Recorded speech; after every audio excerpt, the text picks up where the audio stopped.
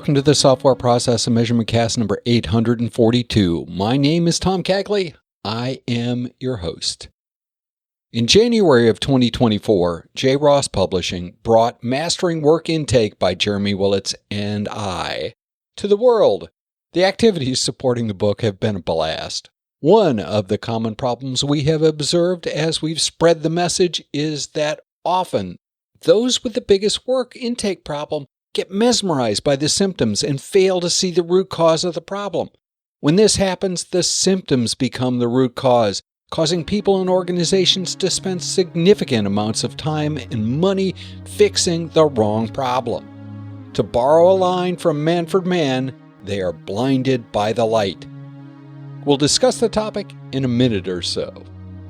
We also have a visit from the inestimable Susan Parente. Susan and I discuss how to integrate a new team member into a team.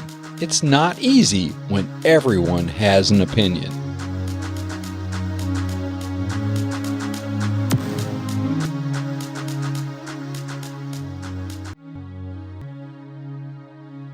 Symptoms by Thomas M. Cagley and Megan E. Cagley. In January 2024, JRoss Publishing brought Mastering Work Intake by Jeremy Willets and I to the world. The activities supporting the book have been a blast. We've taught classes, we've been interviewed on podcasts, we've spoken at conferences and industry groups.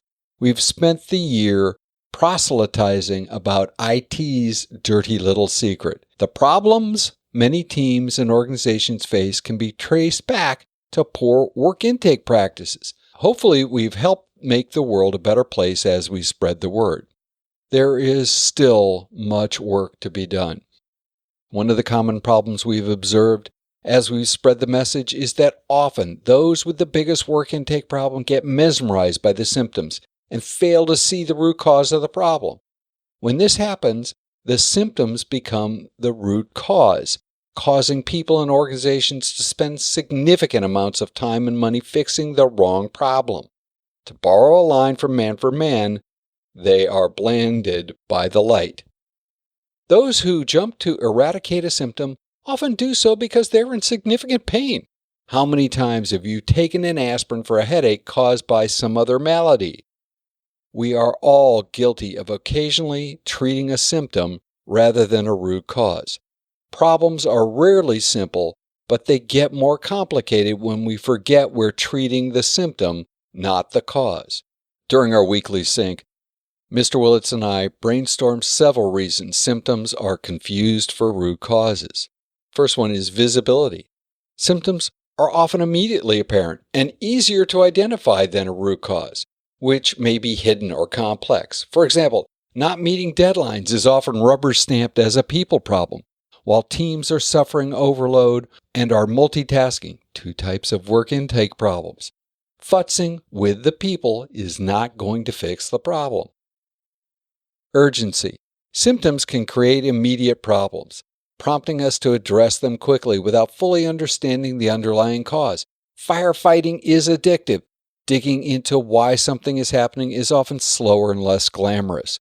Positive annual reviews are driven by the perception of being a hero rather than being calm and steady. Complexity. Root causes can be multifaceted and involve multiple contributing factors, making them difficult to pinpoint. Working on the wrong things or the right things in the wrong order never occurs for simple reasons. It's always easier to look for the simple answer and be seen to be acting. Cognitive biases. We may be prone to jumping to conclusions or making assumptions about the cause of a problem based on limited information. Human beings have been said to be a bag of neurosis. Let's add to that bag a significant sprinkling of cognitive biases. Control.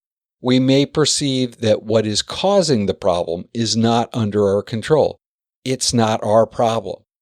Who has the most to lose when your work intake process goes wonky? It's important to distinguish between symptoms and root causes to solve problems and keep them solved. Some strategies to avoid confusing symptoms with root causes. Ask why multiple times. The 5 whys, great tactic. Continuously ask why to delve deeper into a problem and uncover underlying causes. Consider multiple perspectives. Seek input from different people to gain various perspectives on the problem. Utilize root cause analysis tools. Employ techniques like the 5 whys, fishbone diagrams to systematically identify root causes. Take time to investigate. Don't rush to conclusions. Take the time to investigate the problem and gather information. If possible, observe the problem in action. Go to the Gemba. Next, read Mastering Work Intake. The book provides advice and exercises to help you deliver in a repeatable manner, and it's really all about delivery. Get other perspectives. Seek help from trusted sources. Jeremy and I provide team and organization-specific workshops to help you help yourself. Decide to deliver more in 2025. Remember, we've got office hours, link in the show notes. Those are 30-minute workshops, are there to help you. We've done some recent appearances that you can check out. We did a Scrum Masters of the Universe, the dark side of work intake groupthink, hands-on agile, mastering work intake. Links in the show notes, obviously, for you to pop over there and listen to those. We have a LinkedIn group where you can engage with Jeremy, myself, and most importantly, your peers. Join us. Link in the show notes. And finally, buy a copy of the book and read, and feel free to reach out and ask us questions. Thoughts, comments, all welcome. Please feel free to reach out to us at spamcastinfo@gmail.com. We look forward to the conversation.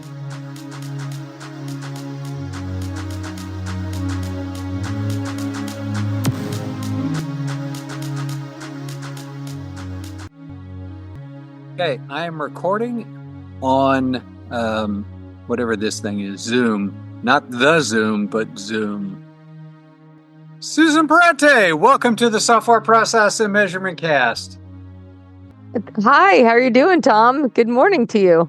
I'm pretty good today. I've gotten my 6-mile run in. It rained on me for the last mile and a half, and it was cold. But hey, that's what a hot shower is for. Oh, good. That's a great way to start the day because things can only get better, right? It certainly gets your eyes open, so to speak. Susan, today let's do some heavy lifting today. Let's talk about some hard things. Susan, you are a leader, a project manager, an agile person, all of those kinds of things. New person on a team. How do you bring a new person on a team that's been a high-performing team for a long, long time? How do you do that without people going crazy? Well, first of all, if you can, while you're interviewing, you want that person to interview with a few team members. So I am more, and I've done a lot of interviewing in my career. Most specifically in the last year, I was helping to staff an 80-person contract, and I may have had 80 interviews, although it wasn't for 80 positions. It was more for like 40 positions. But for each position, you might interview 5 people, especially like we did some triage. We had some like new hires, like right out of college. So those you have to do like the 15-minute speed dating, I call it, interviews. So anyway, once you get them past the triage, they pass the speed dating part. They should interview other people on the team. If it's a team that's been established and been there for a while, I think you take some people from the team. Also, it's a great learning opportunity for people on the team because they may have never interviewed anybody, so it's a good place to start. I think interviewing is really an important skill, and also when you interview people, you become better as an interviewee. So anyway, I would include them. for culture fit. And the other thing I was going to say is I care more about culture fit than I do about skills. Skills can be taught, but fitting in a team cannot be. And especially in the day and age of a lot of virtual team members, if you have somebody who's like a heads down, really smart person that doesn't engage with other people, probably not going to work on one of my teams because that's not the kind of team I like to put together. Especially when people are virtual, I want people to be very engaged. I'll ask them questions like, "You're stuck. What do you do?" And what I want to hear some industrious stuff, some like, "Oh, I'm going to go figure it out." And then I also want to hear, and if I still don't get it, I'm going to reach out to somebody and ask for help. And if I don't hear that, if the only part of the answer is I'm going to figure it out myself, it's not a good fit. So I actually interview for culture fit. And so anyway, so part of bringing somebody on a team is the interview process because they also, it's not just about like right or wrong. You want them to do well on the team. And if they don't feel comfortable with the other people, like they're picking you while you're picking them. Like sometimes we think as interviewees, it's one-sided. Like, do we like them or not? In fact, even when you don't like somebody you're interviewing, you still want to leave them wanting to be there and with a positive impression because they'll walk away and be like, darn, I didn't get that interview. But, one of my colleagues, they would really like to go work there. So you're doing a little marketing for your organization. And I will tell you, most of the people who interview do not get that. There's probably a time where I might be a part-time recruiter because at this point I think I have the skills to do that. Anyway, I'm getting off track. I'm getting off track a little bit, but there's a lot to interviewing and I think people like overstep it. They look at a resume, they see skills, they ask a few questions about the skills and they don't really look into culture fit. So, you pick them, they're on the team, they're new. Everybody else is totally gelled on the team. Everybody else works super well together, and now you have a new person. So what do? First, I like to pair them up with somebody who does something similar to what they do, so they can have a little bit of like on the job kind of getting acclimated. I'll also check in with them often. I'm crazy about that compared to my colleagues. So I'm usually like either a scrum master, project manager, team lead, something of that sort. And I will check in with them very frequently. And then I'll start to pull away from that. So meaning when somebody's new to the team, I'll check in with them a few times on their first day. And then I'll Susan, you paired me up with this person and they just want to do it the same way they've always done it. And I'm so tired of listening to that's just the way it is here. I'm just going to strike out on my own. I'm just going to do it my way, and I don't care what Billy Bob or Larry or whomever that you paired me with really thinks anymore. So my take would be, how about the first time you do it the way the team does it. And then when we talk in the retrospective, we can share what worked, didn't work. And then maybe the next time you could do it your way and we can give that a try. But for the first time, at least, I want you to do it the way that we do it. And I want you to give me honest feedback. You've just been co-opted by them. I really thought this was going to be a great job. And now you're just telling me that I got to do this like we did it back in the 1999. I actually, it's funny, this scenario. I am actually laughing about the 1999 thing. I was around then. I was working. It's not that far ago. But I'm laughing about it because I literally had somebody like this. And my colleague, who was the tech lead, hired this guy to be a disruptor. And the reason he hired him is because our team was actually not being effective. Our software developers were stodgy and they were doing it, let's just do it the way we've always done it. And they wouldn't do things a different way. It was a Drupal upgrade of a website. And they were being stuck in like so you're sharing this with me like it's a bad thing, but what if you intentionally were disrupting the team? What if the team had a way of working and everybody was gelled, everybody was used to working that way, but there was also something broken about it. Like my colleague felt that they were not fully using the abilities of Drupal and the way they were doing things. So Drupal is very I've never coded in it, but it's intended for managing a lot of content, a lot of web content. So you're talking about a page where you have like a lot of pictures or pages with different information and a lot of it's duplicate. And so what you do is you create like sort of template files and then the content is processed through that template. If you don't take advantage of that, let's say a website is 1,000 pages, you'd be building 1,000 pages. You don't want to build 1,000 pages. You want to build like 5 templates that take care of 200 pages each. And so he felt that they weren't doing it that way. So he actually brought on this guy that was a disruptor that was playing the part that you're playing here. Your scenario is kind of like this is a bad thing, but like, what if you intended to disrupt things? So I literally said to the guy, like, I like your ideas. We brought you on to do it this way, but I want you to walk through doing it their way first, just to see how that is. And then when you're done doing that, then we can try it your way. So in that scenario, and I guess I understand that scenario. How transparent was he with the team that was being disrupted? Well, we had some challenges because he was a little abrasive. So, The disruptor or the manager? The disruptor was abrasive. And so, I mean, you don't know the conversations that's had when you're not in the room or you're not in the call. So I had to facilitate a few conversations. But I don't think it was entirely his fault because I think the team was like, we don't want anybody new.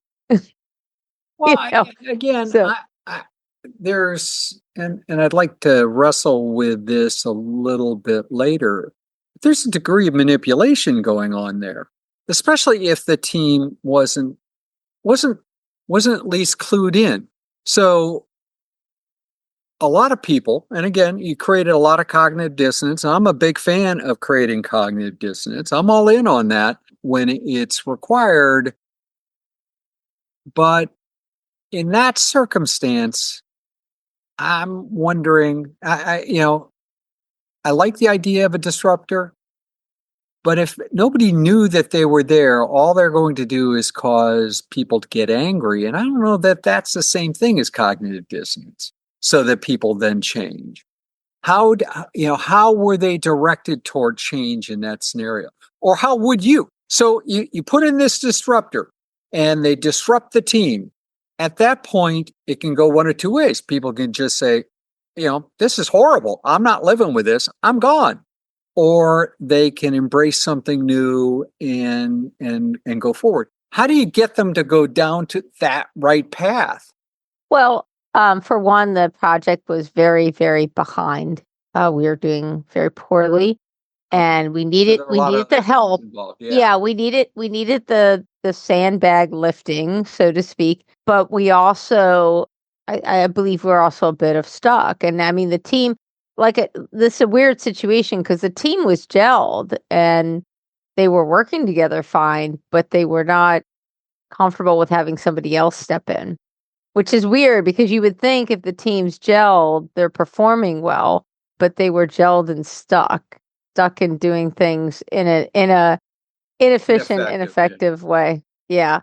So it was a really interesting scenario. And I mean, I literally said, hey, we brought this person on board because you need more resources. You need more people to do this work. He's going to have a different way of doing things. We need to be open to see his way of doing things. And I told the team, we're going to do it our way.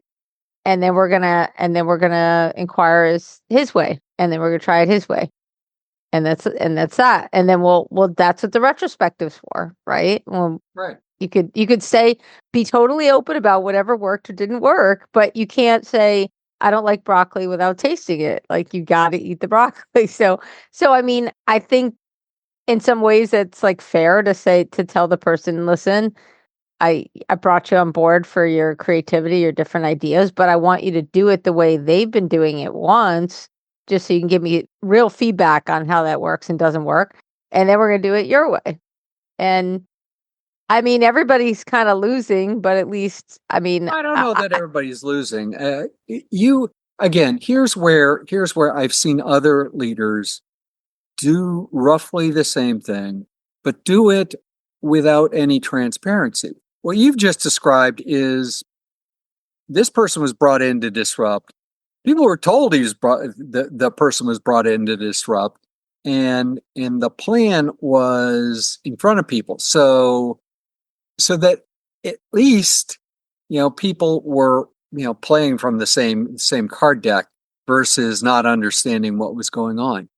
In a circumstance where whether they're there to disrupt or not, but nobody knows it, and the person strikes out on their own and does something differently than the group really wants to do, especially on a technical point, and they just do it. And maybe it works out, maybe it doesn't. I'm not sure that matters as much. How does that leave the team afterwards? Well, that's really the type of stuff that should be worked out in the retrospective. And if it doesn't show up there, and if it's like somebody's coming to me behind the scenes, but they don't feel comfortable talking about it in the retrospective, then that's an insight into something else is wrong. Right? So the team should feel comfortable being transparent with one another. And if they're not, if they're only coming to me and they're not talking about it in the open forum, then that's a greater problem. So it's like stuff happens, but if we can't work through it, if we can't communicate about it, then there's something far worse. Right? So like, I try to be a nice person. I have a friend of mine I've been friends with since we were 11. And I remember we were 22. We're like, we've known each other half our lives. Like, we no longer do the math on that because it's been a lot longer than that. And I was talking to her yesterday and I said, you're an extremely amenable person. I said, in fact, that's probably why we get along so well, because I'm not nearly as amenable as you are, but it works really well because you're amenable. I said, but I don't intentionally try to be a jerk. And if I am, and you say something to me, I will fess up and make it right. So like she knows that she could be honest with me, like, you're being a jerk, Susan. And I'm like, oh, I'm so sorry. There's a difference between being a jerk and then what I think of as a failure in trust. And I don't know how you repair trust. So if I say, okay, I'll go along and I'll do it like the team wants the first way, then go off and do whatever I want anyway. How do you is that a repairable piece of trust? Well, anything's repairable. I'm positive, like, in that regard. I think that anything is repairable. However, if somebody has a continued behavior like that, then they don't really want to be part of a team. They want to do things their way. Mm-hmm. And again, it's like, that's not about right or wrong as a person. It's about workability in a team. And that's why I say, when I hire people, I hire for culture fit. Now, that person, that example I'm talking about, I actually didn't interview and hire him. Our tech lead did. And he knew what he was doing. So he knew he was going to be a disruptor, and he hired him for that purpose. And it actually ended up, he actually did leave. He was actually a contractor. He wasn't like a hire for the company, but he brought him on to kind of shake things up. And perhaps he served his purpose in the time he was there, and then, he left. But, sometimes that works, sometimes it doesn't. But there was a power struggle with the development team. And they were like, it was one of those things where, the leadership saying, hey, we need you to do this. Oh, you can't do that. And here's why. And da da da da. And so this team, I don't want to give too many specifics because I don't, whenever it's a bad story, I don't want to tell you all the details, but like, they were extremely behind, like a months behind on their project, and yet they would still come up with these excuses, and it's like, oh, you don't get it. Like software development's really hard. And it's like, okay, I don't code in Drupal. I don't do that. But I'm pretty smart, like as far as I used to do software development. Well, my team lead, or not team lead, I guess I was like Scrum Master, Scrum Guru, Safe Guru, and he was the tech lead. Well, he would walk through things with them, and he knew enough to ask like the questions to get into it, and he caught him. He caught him doing things the wrong way, and they had to shift. But one of their problems was the previous project manager wasn't at all detailed. They weren't a detailed oriented person, and in fact, they were managing the project as if it were traditional instead of agile, and the teams weren't working well together. This is like a beautiful case study. I could write a whole freaking book about this project. The the the teams were not the team members were not they were there was a lot of conflict. So there was conflict with like the architectural group and the software developers and the DBA and the requirements analysts were, so he had everybody meeting separately instead of together, and I'm like, oh my gosh, that's like so not what you do in agile. Like if you have people you should never have done that in waterfall either, or traditional. I mean, there's no way to actually get people to talk to each other. I know, it was such a catastrophe. You're like, and the funny thing is that the project manager was telling the program manager, everything's fine, we're on track. And then all of a sudden one day they're like, nothing had gotten done. And the program manager's like, well, what happened? And my thought is like, well, program manager, when somebody says we're on track, great, show me. Like, and her comment was like, oh, well, I was so busy, and and I was doing this and I was doing that. Rationalizations. And I'm like, how does she still have her job? Like, oh my gosh, if that were me, I'd be like, okay, I'm gonna get fired now. Like, To be honest with you, if I couldn't do my job and I was that bad at it, I think that's when you opt out and find another job. If for no other reason, then it's probably that person probably went home at night and was tortured by the rationalizations that they had to make to actually work. I don't know. I mean, she eventually left, but it was maybe almost a year later. I'm like, I still don't get why she wasn't let go. I mean, you can't program and project managers. Let me just tell you, you cannot use the excuse of somebody said everything was going fine. That is your job. Trust and verify. Like, this is just like, even though she didn't get let go there, she should have been. I mean, that's egregious. As a program manager, you don't do that. And anyway, it was pretty horrendous. But we got the team in much better working order. Is a positive thing. They actually did deliver on things, and then unfortunately, my technical lead, he moved on to another position, had a wonderful opportunity. And then all of a sudden everything was going to get dumped on me, and I didn't have the bandwidth. I just didn't have the hours. I could only put in like a part-time amount of hours there. And so I decided to step away because I had like a dynamic duo. It was like Batman and Robin, and I don't know who's Batman, who's Robin, but one of us left. Starsky and Hutch. Starsky and Hutch, there you go. And so one of us left, and they're like, okay, well, you can just take on what he was doing, right? And I'm like, oh, no.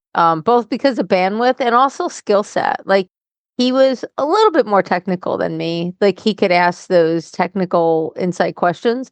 And even if they had backfilled him, which they had not really planned to do, yeah, it just I didn't see it working.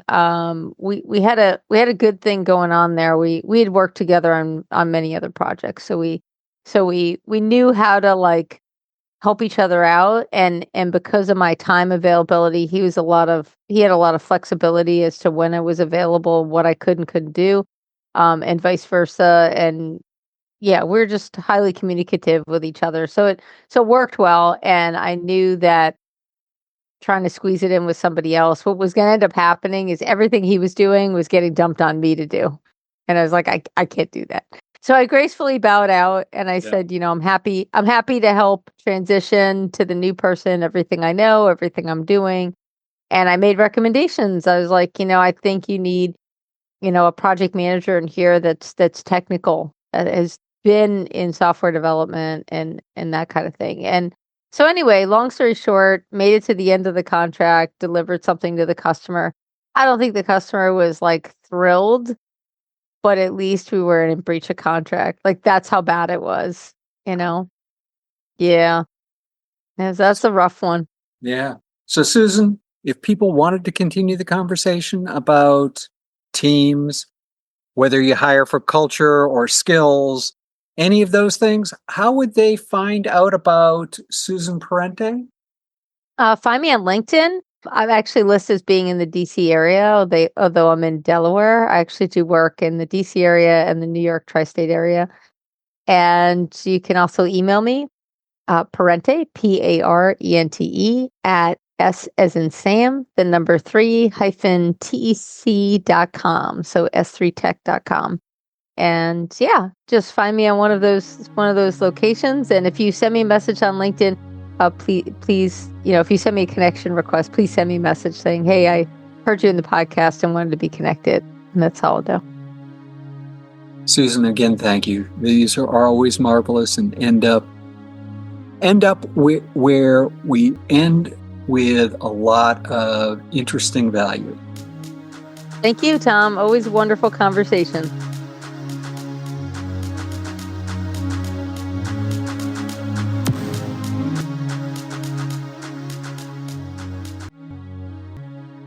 Master Work Intake.